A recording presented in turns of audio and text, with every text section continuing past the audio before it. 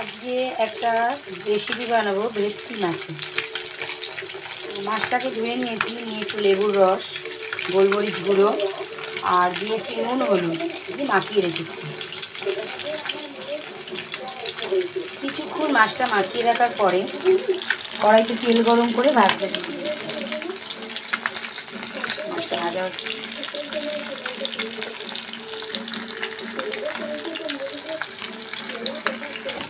মাছগুলো ভেজে তুলে নেওয়া হয়েছে। এবার একটা মশলা পেস্ট করে নিয়েছি।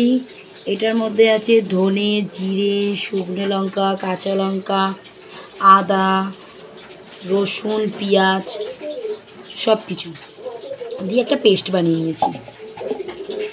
পুদিনাটা স্কিপ করে চলে গেছিলাম, তো এটার মধ্যে পুদিনা পাতাও আছে বাটা, ধনে পাতাও আছে বাটা। এবার মাছগুলো, এই যে সব মাছগুলো ভাজা তুলে নিয়েছি। এবার তেলটার মধ্যে দিয়ে দেবো শুকনো লঙ্কা আর গোটা জিরে, তারপর দিয়ে দেবো মশলা বাটা।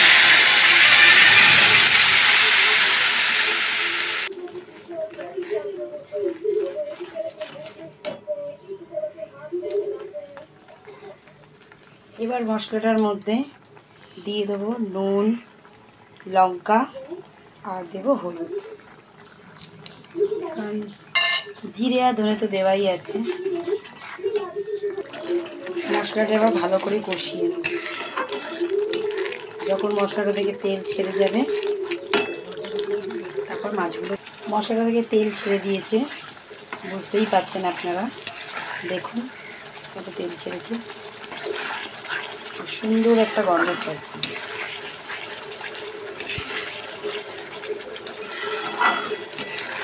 এই রেসিপিটা একদিন বানিয়ে খেয়েছি, খুব সুন্দর লেগেছে, তাই আজকে আপনাদের সাথে শেয়ার করলাম। এটা পুদিনা পাতাটা মশলার সাথে বেটেই দিতে হবে, পরে দিলে চলবে না। পরে একটু কুচনো পুদিনা পাতা ওপর থেকে ছড়িয়ে দিলে হবে।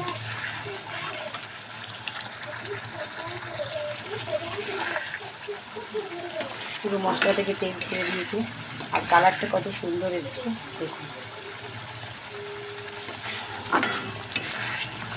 এবার মাছগুলো দিয়ে দেবো।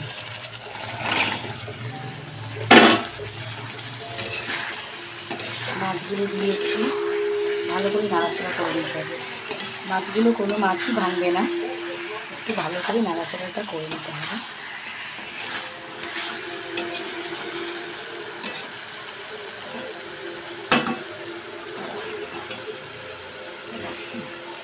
পরিমাণ মতো জল দিয়ে দেবো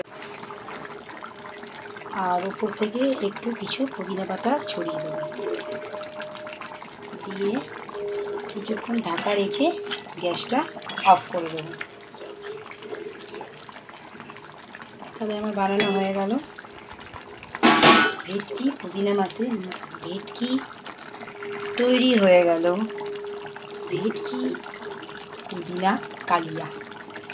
তো রেসিপিটা একবার ট্রাই করবেন, কেমন লাগে আমাকে কমেন্ট করে জানাবেন। আর যদি রেসিপিটা ভালো লেগে থাকে একটা সাবস্ক্রাইব, লাইক দিয়ে দেবেন। Good bye, tata.